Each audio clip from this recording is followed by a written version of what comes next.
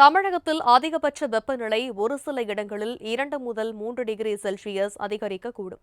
அதிக வெப்பநிலை காரணமாக தமிழகம், புதுச்சேரியின் ஒரு சில பகுதிகளில் அசௌகரியம் ஏற்படலாம் எனவும் சென்னை வானிலை ஆய்வு மையம் கணிப்பு.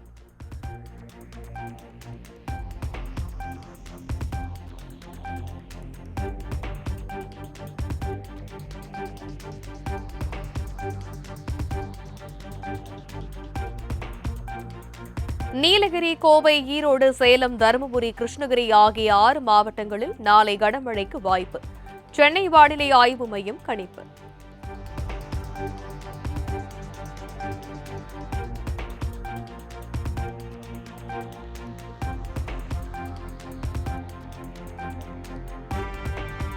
சுட்டெரிக்கும் கோடை வெயிலுக்கு மத்தியில் கொடைக்கானலில் திடீரென பெய்த மழை. வெப்பம் தணிந்து குளிர்ச்சியான சூழல் நிலவியதால் பொதுமக்கள் மற்றும் சுற்றுலா பயணிகள் மகிழ்ச்சி.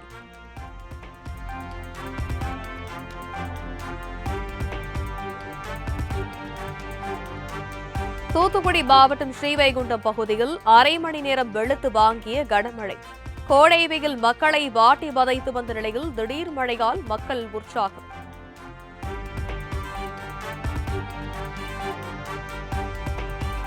காவிரியிலிருந்து தமிழகத்திற்கு 2.5 TMC தண்ணீர் திறக்க கர்நாடக அரசுக்கு காவிரி மேலாண்மை ஆணையம் ஆணை. டெல்லியில் நடைபெற்ற காவிரி மேலாண்மை ஆணையத்தின் 50வது கூட்டத்தில் தமிழக அரசின் கோரிக்கையை ஏற்று உத்தரவு.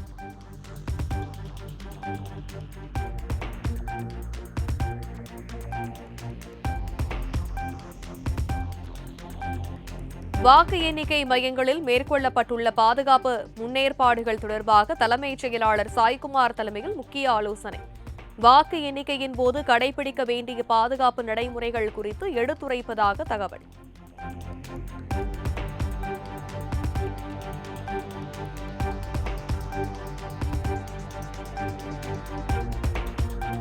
தமிழ்நாடு சட்டமன்ற தேர்தல் வாக்கு எண்ணிக்கை நாளுக்கான பணிகள் தீவிரம்.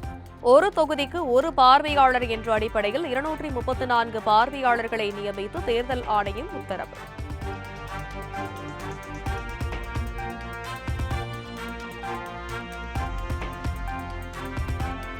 மே 4ஆம் தேதி வாக்கு எண்ணிக்கை நடக்கவுள்ள நிலையில் 234 தொகுதிகளுக்கான தேர்தல் பார்வையாளர்கள் மே 2ஆம் தேதி தமிழகம் வருகை. ஒரு தொகுதிக்கு ஒரு பார்வையாளர்கள் என்ற அடிப்படையில் 234 பார்வையாளர்கள் தேர்தல் பணியில் ஈடுபடுகின்றனர்.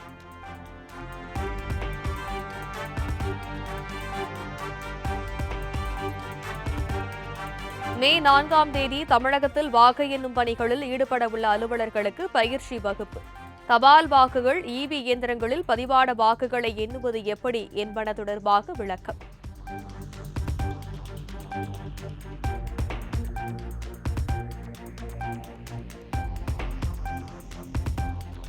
மேற்கு வங்க மாநிலத்தில் 142 தொகுதிகளுக்கான 2ஆம் கட்ட வாக்குப்பதிவு விறுவிறுப்பு. 1 மணி நிலவரப்படி 61.11% வாக்குகள் பதிவு.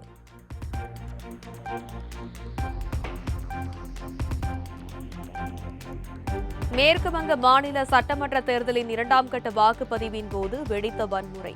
மோதலில் ஈடுபட்டவர்களை தடியடி நடத்தி கைது செய்த காவல்துறையினர்.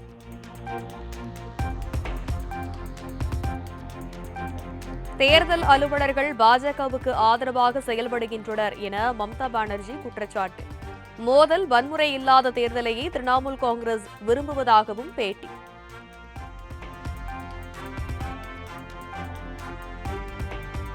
தமிழ்நாடு, புதுச்சேரி, கேரளம், மேற்கு வங்கம், அசாம் ஆகிய மாநிலங்களில் ஆட்சி அமைக்கப் போவது யார்? மே 4ஆம் தேதி வாக்கு எண்ணிக்கை நடைபெற இருக்கும் நிலையில் இன்று மாலை வெளியாகிறது தேர்தலுக்கு பிந்தைய கருத்து கணிப்பு.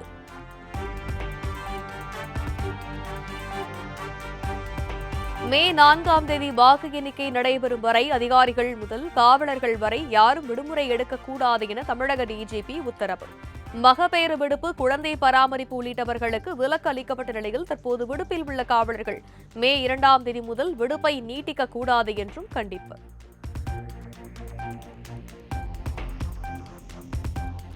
உத்தரப்பிரதேச மாநிலம் வாரணாசியில் உள்ள காசி விஸ்வநாதர் கோவிலில் பிரதமர் மோடி வழிபாடு. சிவலிங்கத்திற்கு சிறப்பு பூஜை செய்த மோடிக்கு சூலாயுதம் வழங்கி கௌரவித்த கோவில் நிர்வாகம்.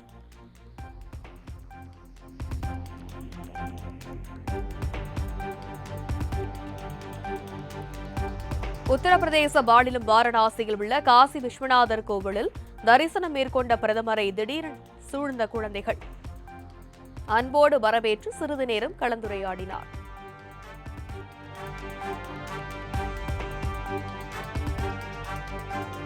டிரான்ஸ்பார்மர்கள் கொள்முதல் செய்ததில் 397 கோடி ரூபாய் வருவாய் இழப்பு ஏற்பட்டதாக தொடரப்பட்ட வழக்கு சிபிஐக்கு மாற்றம்.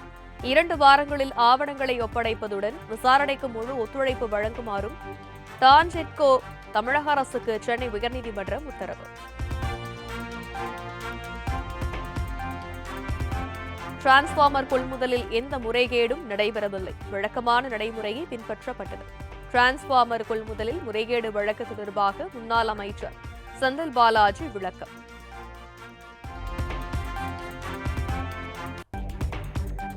டிரான்ஸ்பார்மர் கொள்முதலால் அரசுக்கு வருவாய் இழப்பு ஏற்படவில்லை என முன்னாள் அமைச்சர் செந்தில் பாலாஜி விளக்கம்.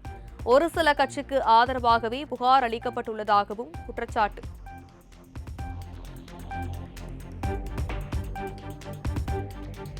இந்துக்களின் உணர்வுகளை புண்படுத்தும் வகையில் வெறுப்பு கருத்துக்களை தெரிவித்ததாக விசிக தலைவர் திருமாவளவனுக்கு எதிரான வழக்கு ரத்து.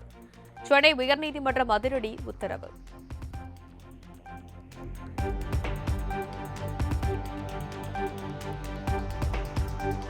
கல்விக்கு எதிரான சனாதன கொள்கை என்ற அடிப்படையிலேயே பேசினேன். வெறுப்பு பேச்சு எதையும் பேசவில்லை என விசிக தலைவர் திருமாவளவன் தரப்பு வாதம்.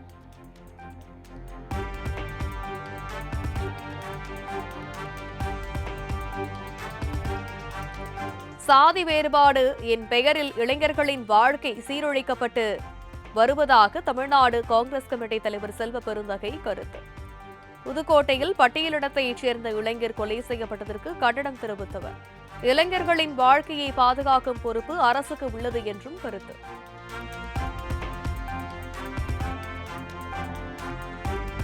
பேரறிவாளன் வழக்கறிஞராக பதிவு செய்ததற்கு காங்கிரஸ் எம்பி சுதா எதிர்ப்பு. ஒரு தீவிரவாதி வழக்கறிஞராக பதிவு செய்திருப்பது வழக்கறிஞர் சங்கம் ஒரு கருப்பு நாளை சந்தித்துள்ளதாக ஆவேசம்.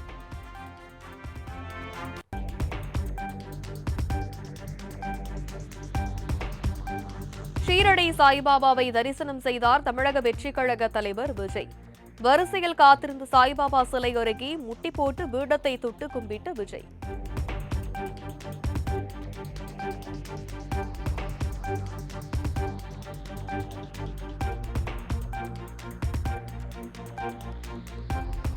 நடிகர் அஜித் குமாரை அரசியலுக்கு அழைக்கும் விதமாக மதுரை மாநகரில் போஸ்டர் ஒட்டியதால் பரபரப்பு. தகுதி இல்லாதவன் எல்லாம் நாட்டை ஆள நினைக்கிறான், முடிவெடு தல என்ற வாசகங்கள் இடம்பெற்றிருப்பதால் மீண்டும் தலையெடுக்கும் தளபதி யுத்தம்.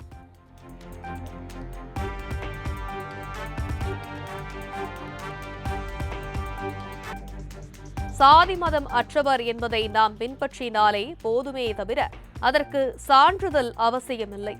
சாதி மதம் அற்றவர் என சான்றிதழ் வழங்குமாறு நடிகர் பார்த்திபன் தொடர்ந்த வழக்கில் சென்னை உயர்நீதிமன்ற நீதிபதிகள் கருத்து.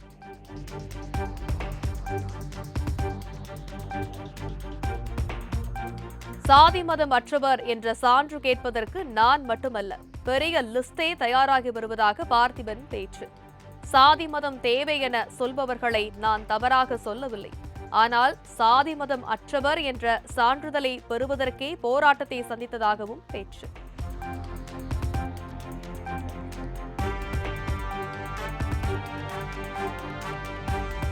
சிலிண்டர் தட்டுப்பாடு காரணமாக சென்னையில் உள்ள அம்மா உணவகங்களில் டிஃபன் விற்பனை முற்றிலுமாக நிறுத்தம்.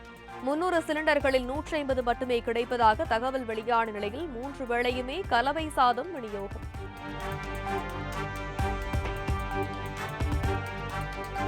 சென்னை உயர்நீதிமன்ற வழக்கறிஞர்கள் சங்க தேர்தலுக்கான வாக்குப்பதிவு விறுவிறுப்பு. தலைவர், செயலாளர் உள்ளிட்ட 16 பதவிகளுக்கு 115 பேர் போட்டியிடும் நிலையில் வழக்கறிஞர் ஆர்வமுடன் வாக்களிப்பு.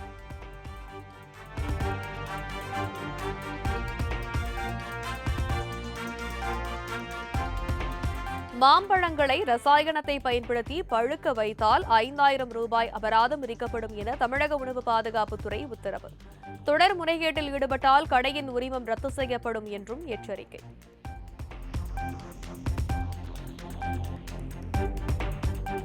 சென்னையில் ஆபரண தங்கத்தின் விலை சவரனுக்கு 1200 குறைந்து 1 சவரன் 1,11,600க்கு விற்பனை. 22 காரட் தங்கம் 1 கிராமுக்கு 150 ரூபாய் குறைந்து 1 கிராம் 13,950க்கு விற்பனையாகிறது.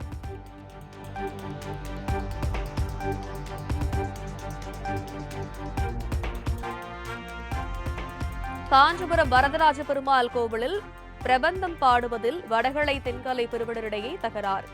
கருவறை முன்பே இரு தரப்பினரும் மாறி மாறி வாக்குவாதம் செய்ததால் பக்தர்கள் அதிருப்தி.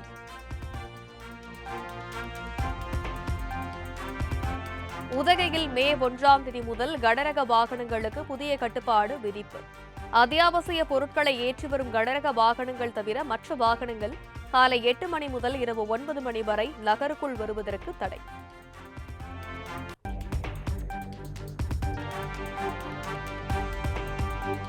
மதுரை சித்திரை திருவிழா மீனாட்சியம்மன் கோயில் திரு தேரோட்டம் கோலாகலம். மாசி வீதிகளில் அசைந்து வரும் தேரை வடம் பிடித்து இழுத்து பக்தர்கள் பக்தி பரவசம்.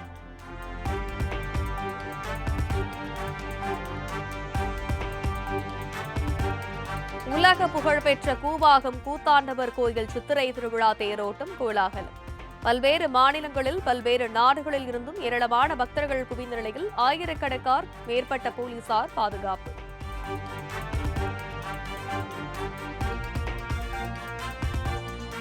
புதுக்கோட்டை மாவட்டம் கரம்பக்குடி அருகே முத்துமாரியம்மன் கோயில் சித்திரை தேர் திருவிழா.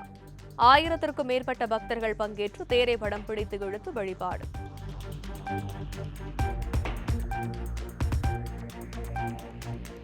ராமநாதபுரம் மாவட்டம் ஏர்வாடியில் அமைந்துள்ள புகழ்பெற்ற தர்காவில் மத நல்லிணக்கத்திற்கான சந்தனகூடு விழா கொடியேற்றம். ஒட்டகத்தின் மீது வைத்து ஊர்வலமாக எடுத்து வரப்பட்ட கொடி ஏற்றப்பட்ட நிலையில் இஸ்லாமியர்கள் மட்டுமின்றி பிற மதத்தவர்களும் பங்கேற்று வழிபாடு.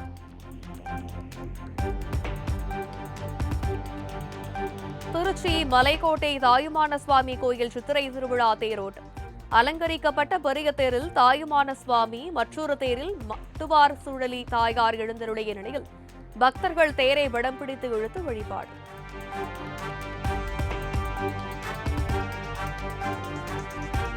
திருவண்ணாமலை அண்ணாமலையார் கோவிலில் சித்திரை வசந்த உற்சவத்தின் 8ஆம் நாள் திருவிழா. வெட்டிவேர் பல்லக்கில் எழுந்தருளிய அண்ணாமலையார் உண்ணாமுலை அம்மனுக்கு பூக்கொட்டும் நிகழ்வு. திரளான பக்தர்கள் பங்கேற்று சாமி தரிசனம்.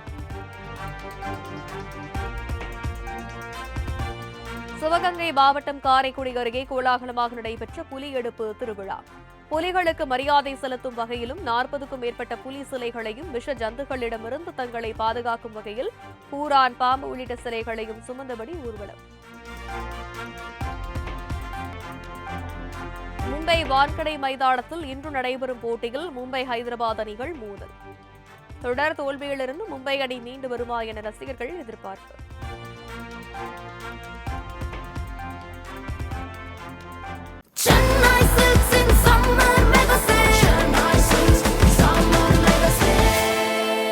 The Chennai Silks in Mega Summer Sale.